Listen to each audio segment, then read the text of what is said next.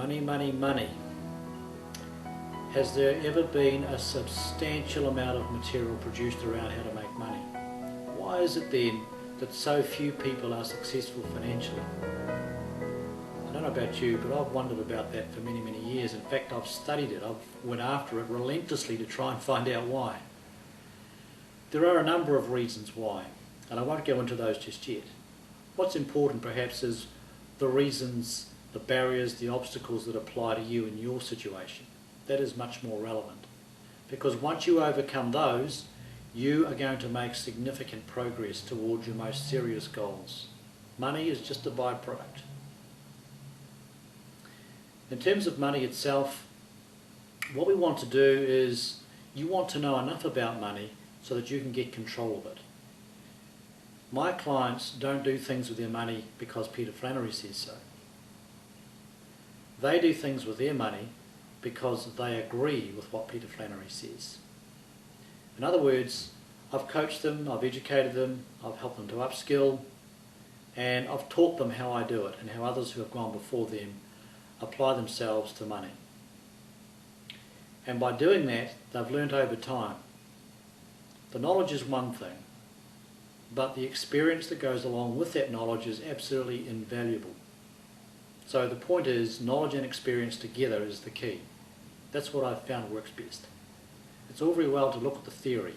Anyone can do that, and lots of people do. It amazes me how many people go to all these seminars and read all these books and go to movies and watch The Secret and Think and Grow Rich and all of this stuff that's out there. There's just a massive amount of material. And yet still how few are successful financially. Isn't that interesting? Well, one of the things I would like to do, given the opportunity, is to explore with you what holds you back. I'm willing to wager that it's not a lack of intelligence and that it's not a lack of ability. Chances are it's something else. Anyway, we'll come back to that. The Money Matrix is a system that involves 6 grids. Rather than talk to you about that now, if you wish, you can go onto the website peterflannery.co.nz, have a look at it. It's under the Financial Freedom tab, and see what you think. If you have questions about it, of course, you can send us an email from the website and we can come back and give you some answers if you need them. Anyway, how do we make money work? What I've learned over time is there needs to be a systematic process, and just as the Money Matrix is a systematic process for people to generate significant wealth and to free themselves up, the sustainable wealth model is a way to make money work over a period of time. The sustainable wealth model consists of 3 types of investments. In no particular order, it is property, what people call the share market, although remember, we don't invest in shares, we invest in the underlying business, and of course our own business or our own private enterprise or our own closely held business. In other words, becoming self-employed, or preferably getting into business where we have a support team of people around us. So property, shares, business.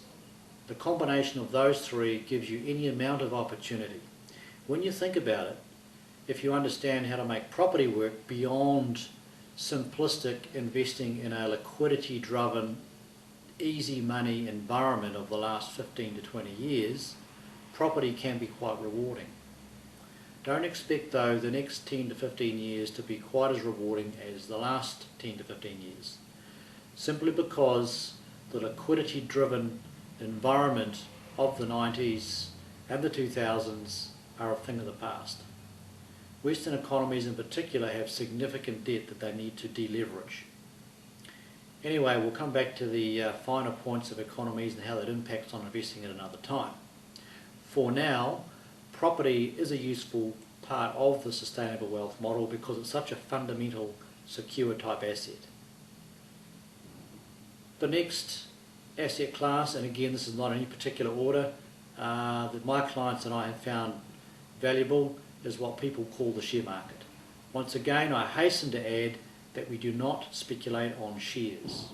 We invest in the underlying business.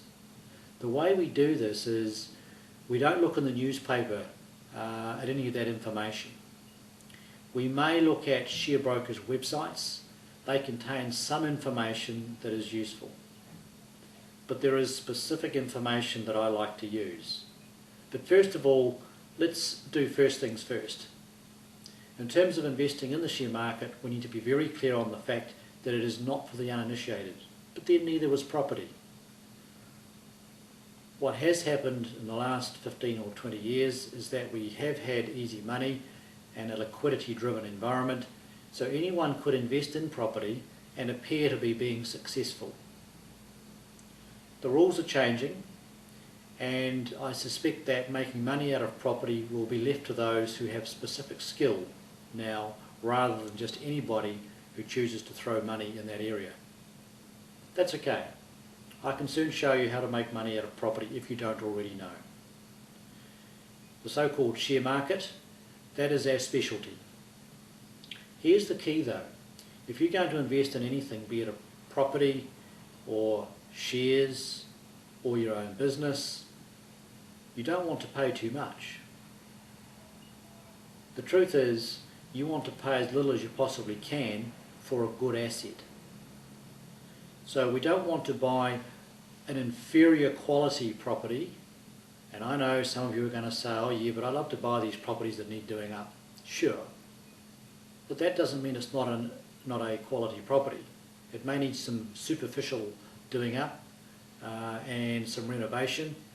The fact is that the value of the thing was always intrinsically there, and your role as someone who does property up enables you to release that value.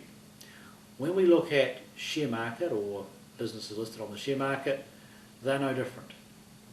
See, the price is what you pay for anything, and the value is what you get. The point I make is that price and value are not the same thing. They're two different things.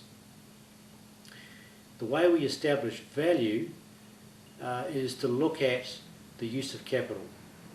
Now look, I realise I'm getting a wee bit ahead of things here, and maybe I'm starting to get a bit more boring than normal. My point is though that you can do this once you know how to do it. By looking at a company and establishing its intrinsic value, what we're able to do is to then work out how much we should pay. In very simple terms, when the price is higher than the value, we sit. When the price is lower than the value and the company fits our particular model, we buy.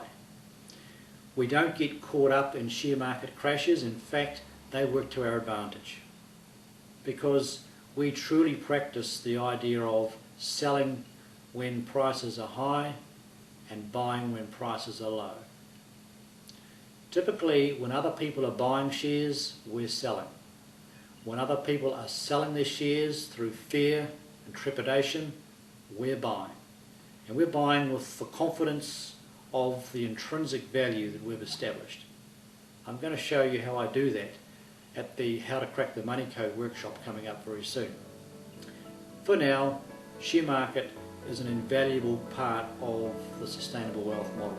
This brings us to business.